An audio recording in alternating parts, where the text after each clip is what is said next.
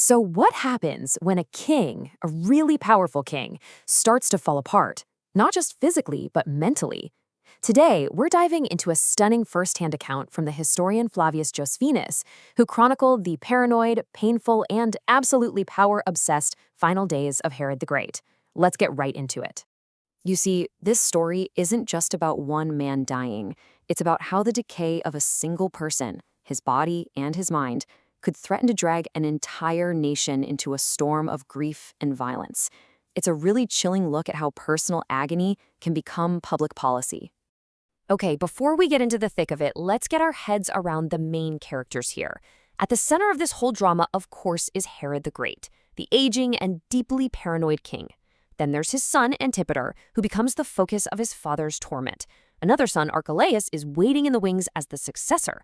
And finally, pay close attention to Herod's sister Salome and her husband Alexis because they're entrusted with his most wicked final command.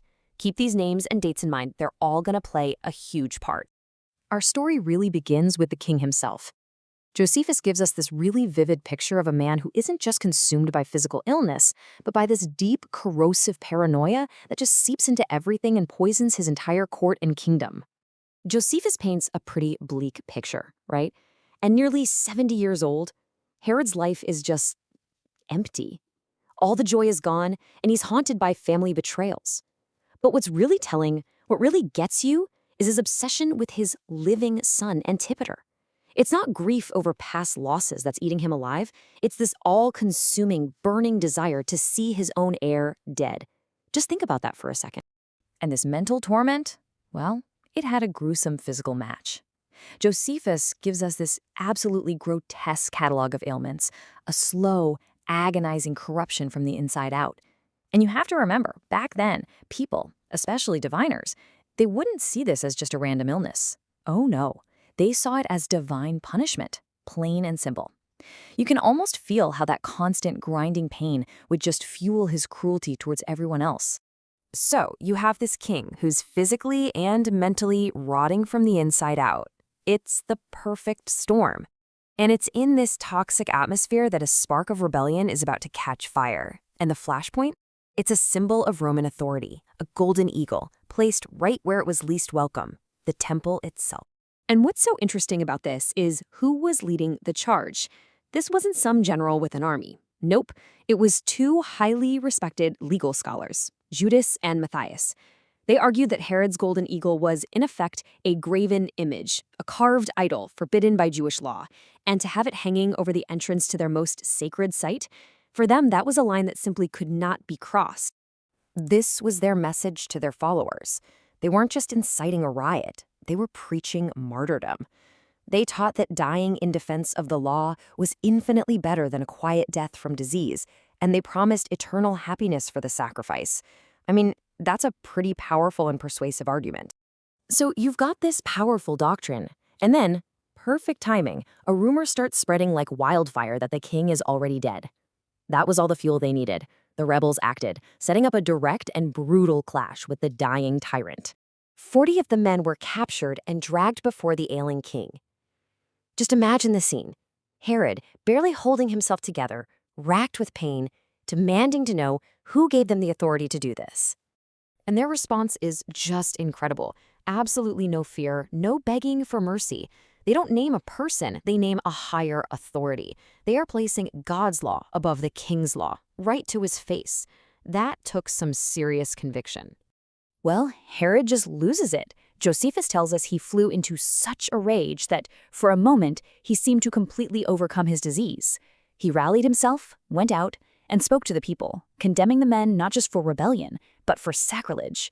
And the punishment he delivered was swift and horrific. He had them burnt alive. After that bloody episode, Herod's health completely collapses. He retreats to Jericho, and it's here, on the very edge of death, that he concocts his most monstrous plan yet. Okay, get this. Herod knew. He absolutely knew that his people wouldn't mourn his passing, they would celebrate it. To prevent this, he had the most prominent man from every single village in Judea arrested and locked up in the hippodrome at Jericho. Then he summoned his sister Salome and her husband Alexis. And this was his command. the moment he died, soldiers were to slaughter every single one of those prisoners. His logic was as simple as it was evil. If the nation would not weep for him, he would force it to weep for its own sons. He was determined to ensure his funeral was marked by a nationwide, artificial mourning. Now we arrive at the final frantic hours. A flurry of events brings this long, brutal reign to its chaotic conclusion, and it all starts with a long-awaited letter from Rome. The news arrives. Caesar Augustus has given his permission. Herod now has the official Roman go-ahead to execute his son, Antipater. And for a brief moment, we're told the news actually revived him, giving him a renewed desire to live. But that feeling was fleeting. Overwhelmed again by agony, he asks for a knife, pretending he wants an apple. Then he raises it to kill himself. It's only the quick action of his cousin, Achiabus, that prevents it. The palace just erupts in wailing, as everyone believes the king is expiring. And this is the final, fatal domino.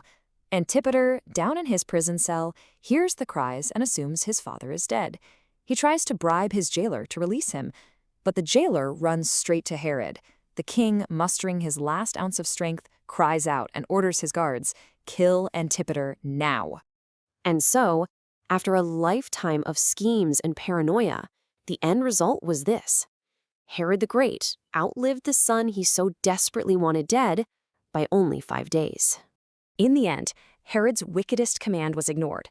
Salome and Alexis immediately released the prisoners, preventing the massacre.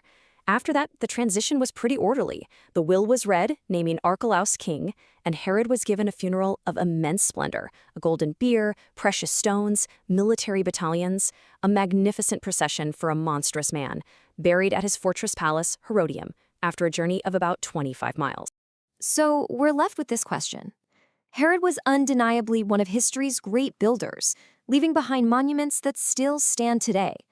But Josephus's account forces us to ask, what does that legacy mean when your final act is a desperate, failed attempt to engineer a nation's tears? What is the true value of a kingdom built with such a heavy and bloody hand?